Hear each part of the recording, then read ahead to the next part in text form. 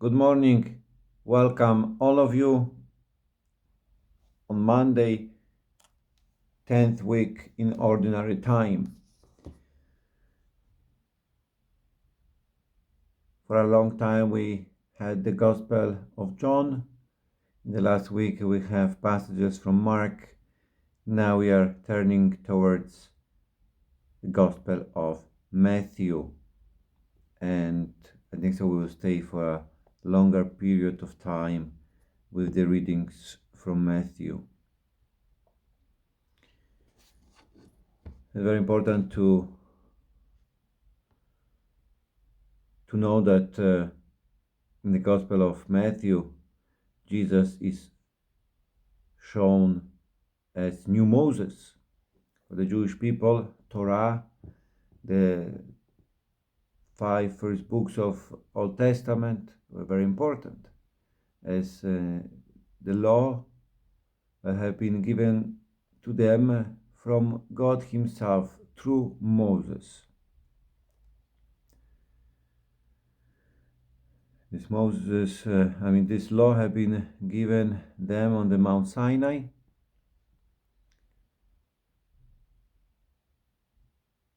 So there are some elements in the Gospel of Matthew which will resemble this story of Moses.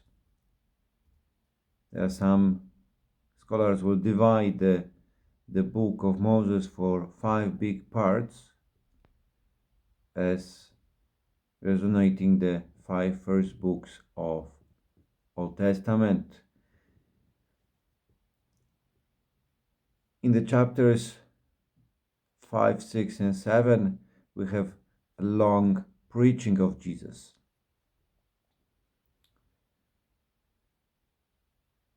Which happened in the Mount,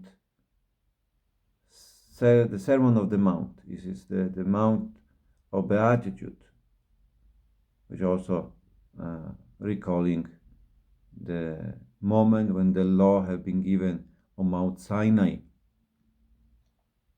that Jesus Christ is teaching.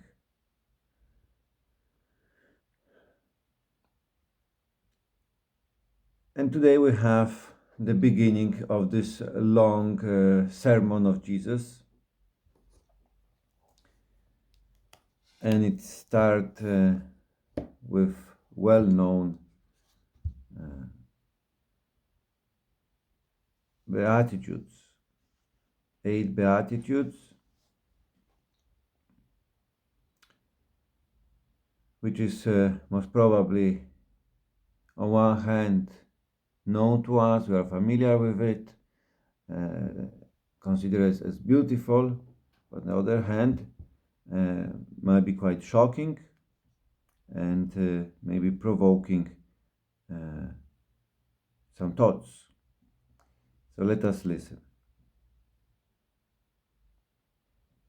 Seeing the crowds, he went on to the mountain.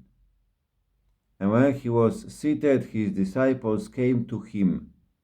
Then he began to speak. This is what he taught them. How blessed are the poor in spirit! The kingdom of heaven is theirs. Blessed are the gentle, they shall have the earth as inheritance. Blessed are those who mourn, they shall be comforted. Blessed are those who hunger and thirst for uprightness, they shall have their fill. Blessed are the merciful, they shall have mercy shown them. Blessed are the pure in heart, they shall see God. Blessed are the peacemakers, they shall be recognized as children of God. Blessed are those who are persecuted in the cause of uprightness, the kingdom of heaven is theirs. Blessed are you when people abuse you and persecute you and speak all kinds of calumny against you falsely on my account. Rejoice and be glad, for your reward will be great in heaven. This is how they persecuted the prophets before you. The Gospel of the Lord.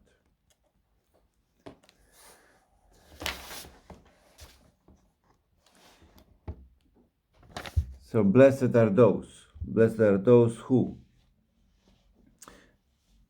Here, of course, we had in translation, blessed are those, we speak about beatitudes.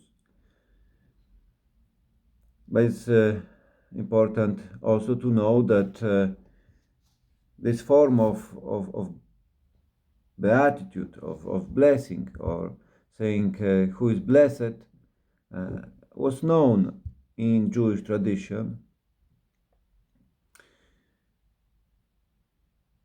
And Jesus Christ certainly was preaching this as well, maybe also on other places.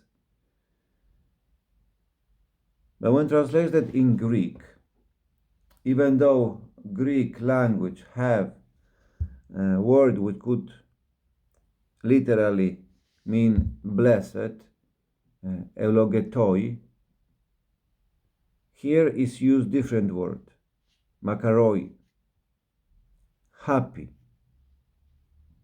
It's a word which express this happiness which is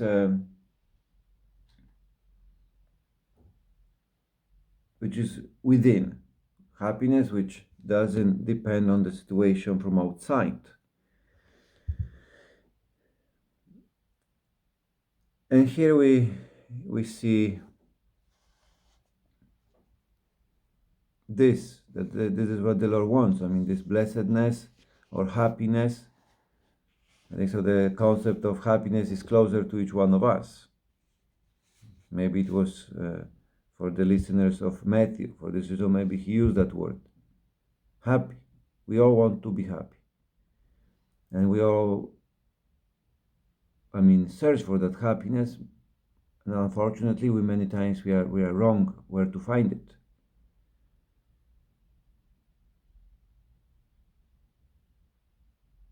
Because it is really shocking what Jesus Christ is telling us. Because to find happiness when mourning, when being poor, when being hungry, very difficult. First of all, that shows us that what He's coming, to offer, it is not something what we can do with our own effort.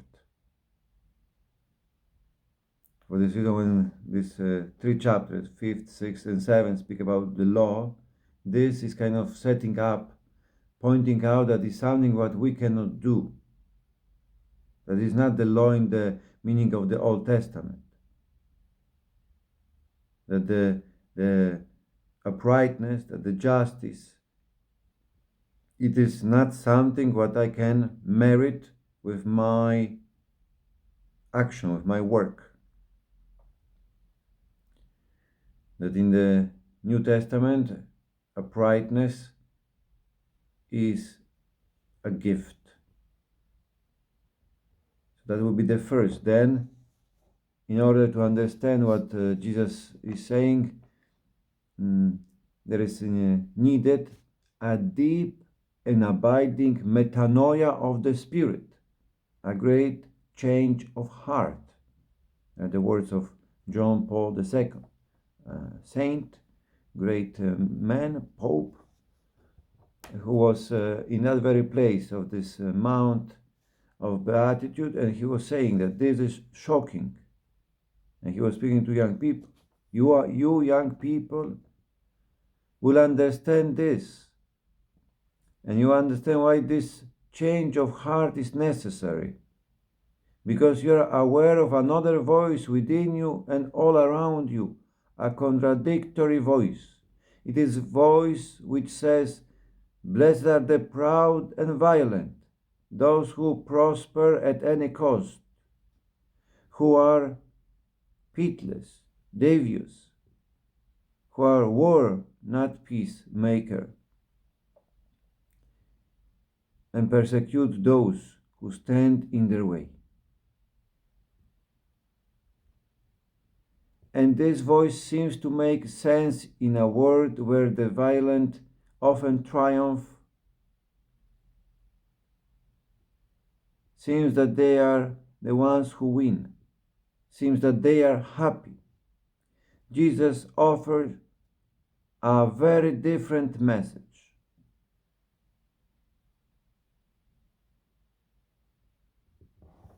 Powerful words of John Paul II.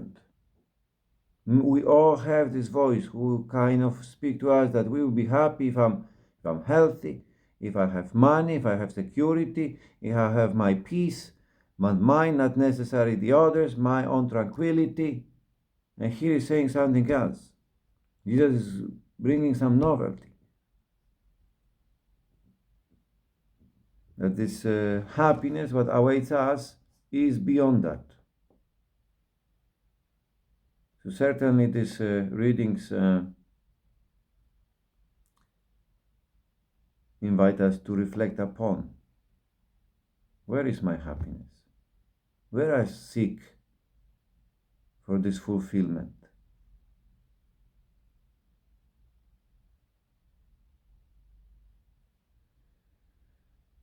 And certainly it is calling us to rely on the Lord, to depend on Him,